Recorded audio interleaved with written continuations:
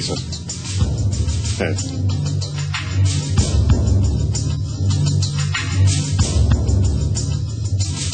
Rajal, welcome to Tribal Council. The one problem that you guys definitely don't have is food. Whose decision was it, primarily, to feed the other tribe? Han came up with the idea. Han? Right? Yeah, I think it was Han. Yeah, it wasn't really a decision, it was an idea, a thought, which was supported by members because it seemed like a sensible thing to do under the circumstances, and we went forward with it. With hindsight. Not hindsight, but hindsight. The right decision, Grant? I'm not going to make any secret of the fact that from a game point of view, it's not a decision, if it had been just me, that I ever would have made. I wasn't going to be the anti-United Nations person standing there, I was quite happy to go along with it, from the hugs and kisses point of view, but from a strategy point of view, it wasn't my favorite decision. Mark, we didn't expect to lose that challenge. That was the important part. At the time of making the decision of giving something away, there was no problem because we didn't think, it would matter. We believed we would win the challenge. At least that's what I was thinking. Lorette, is there room for pity in this game? I feel it's not worth winning. If you're fighting or playing against someone, that's half your strength. So I don't think it was any pity. I think it was getting them a notch higher level, maybe. This is Survivor. You guys are here, ultimately, to take $1 million home, to do with what you will. And you're telling me that you'd rather fight against a strong opposition than a weak one? Yes. Absolutely. No, I don't feel that way. That's exactly right. This is Survivor. If we're playing Monopoly and you happen to land on my square, which has got 3 hotels on, pay up, baby. That's the game. If you can't find food, it's not my fault. Don't come looking to me or crying to me. It's the way the game goes. Lisa, I made a little throwaway remark at the challenge today. I'm not sure if you were aware of it. Oh, no, I was aware, yeah. It has been very obvious that you are sitting out of a great number of challenges. Is it your decision to sit out of these challenges, or is it the tribe's? I was actually really grateful today in today's challenge that I wasn't able to take part, as it's now 3 times in a row that I haven't been able to take part in a challenge, and I do think I am capable of throwing a sandbag at someone crossing a beam. But I think Angela and I are just seen as the weaker links in the tribe when it comes to physical challenges. So Now, your survival potentially depends on taking part. Are you fighting for an opportunity to take part? I don't think I've been able to actually fight for an opportunity to take part in the challenges. You've got such a short time to decide who's going out, whatever, so you can't actually have a debate there before the game. Fine. It's got nothing to do with them being weaklings in the tribe or anything. We decided to put the 3 strongest people of the tribe, or physically strongest people, on the bags. That perception of strength seems to have backfired in the last couple of challenges.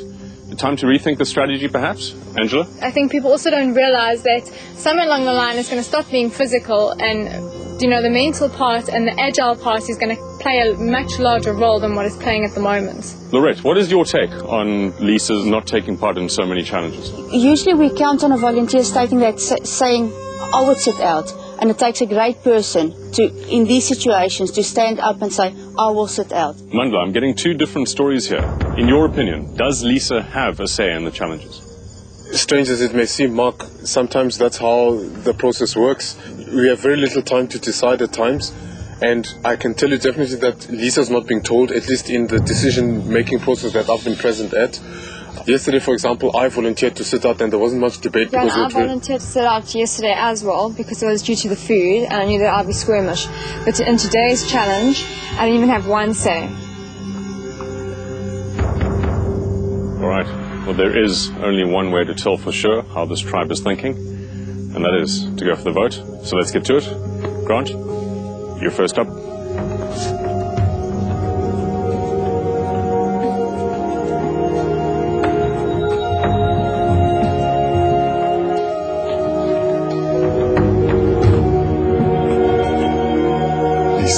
You're one of the strongest swimmers in this competition, but why didn't you bring some contribution and energy that the tribe so much needed? I feel you've played yourself out of this game.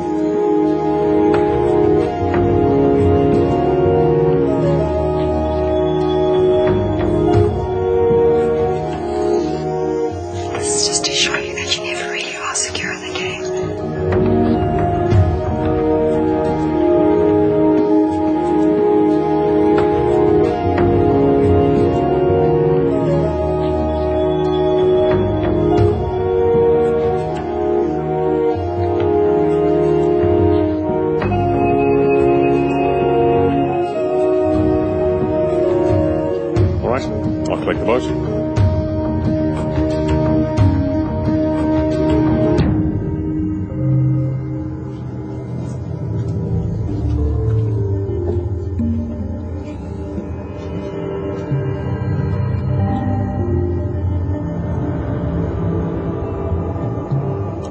count the votes.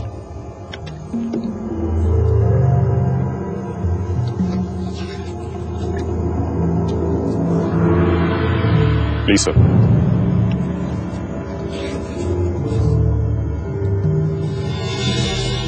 Lisa. It's 2 votes, Lisa.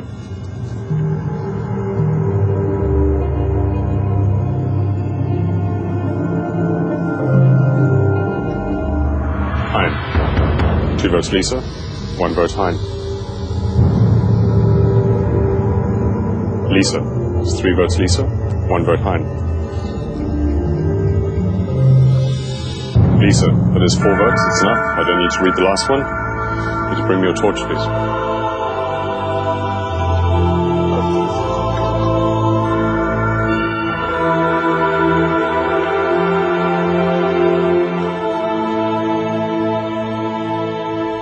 Lisa, the tribe has spoken.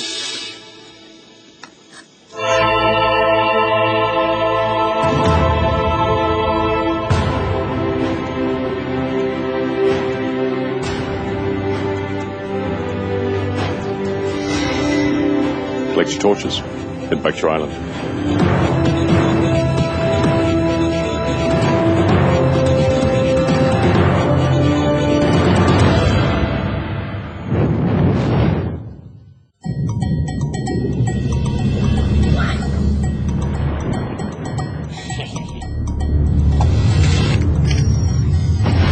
With double the 3G coverage, Vodacom gives you the best broadband for your rand. Next on Survivor South Africa, Irshad is being targeted by the woman. Just shut up and listen, then you wouldn't have to ask a question.